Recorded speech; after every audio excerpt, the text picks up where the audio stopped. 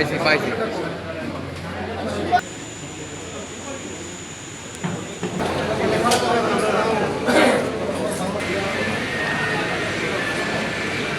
সুন্দরবনে সক্রিয় দস্যু বাহিনী গত 13 জুলাই 2026 সোমবার বিকাল 5টায় বাগেরহাটের মংলা থানাধীন সুন্দরবনের চরপটিয়া খাল সংলগ্ন এলাকায় ছোট জাহাঙ্গীর বাহিনীর প্রধান জাহাঙ্গীর শেখ সহ সর্বমোট 27 জন সক্রিয় ডাকাত সদস্য কোস্টগার্ডের নিকট আত্মসমর্পণ করে। এ সময় তাদের কাছে থাকা 3টি বিদেশি বন্দুক, একটি 8 শুটার, একটি 4 শুটার, 5টি দেশীয় একলা বন্দুক, 15টি দেশীয় পাইপ গান, 2টি চায়না পাইপ গান, 340 রাউন্ড তাজা কার্তুজ ও 55 রাউন্ড ফাঁকা কার্তুজ কোস্টগার্ডের জমা প্রদান করে। আত্মসমর্পণকারী ডাকাত জাহাঙ্গীর শেখ ও তার সহযোগীরা খুলনা এবং বাগেরহাট জেলার বাসিন্দা। ছোট জাহাঙ্গীর বাহিনীর সদস্য হিসেবে তারা দীর্ঘদিন যাবৎ সুন্দরবনে ডাকাত সহ সাধারণ জেলে ও বাওয়ালিদের জিম্মি করে মুক্তিপণ আদায় করে আসছে। জব্দকৃত অস্ত্র, গোলাবারুদ ও আত্মসমর্পণকারী ডাকাতদের পুনর্বাসনের ব্যবস্থা সহ পরবর্তী আইনানুগ কার্যব্যবস্থা গ্রহণের কার্যক্রম প্রক্রিয়াধীন রয়েছে। সুন্দরবনের সকল সক্রিয় বনদস্যুকে বাংলাদেশ কোস্টগার্ডের নিকট আত্মসমর্পণ করে স্বাভাবিক জীবনে ফিরে আসার আহ্বান জানাচ্ছি। আত্মসমর্পণকারীদের ঊর্ধ্বতন কর্তৃপক্ষের মাধ্যমে পুনর্বাসনের সুযোগ দেওয়া হবে।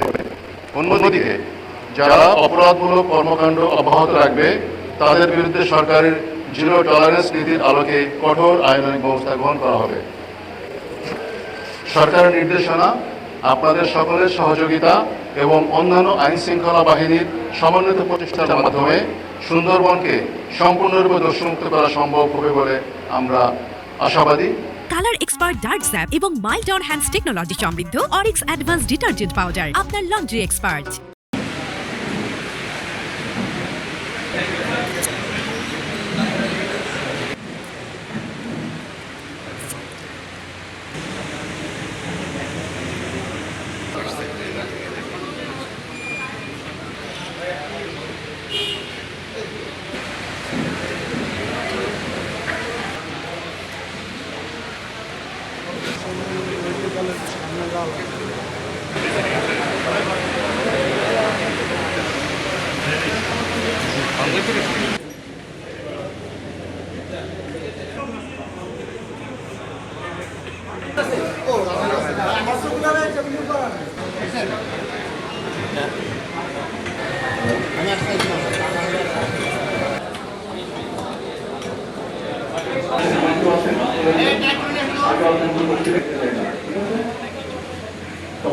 আমাদের যে ভুলটা আমরা বুঝতে পারছি যে না আমরা আসলে ভুল করেছি।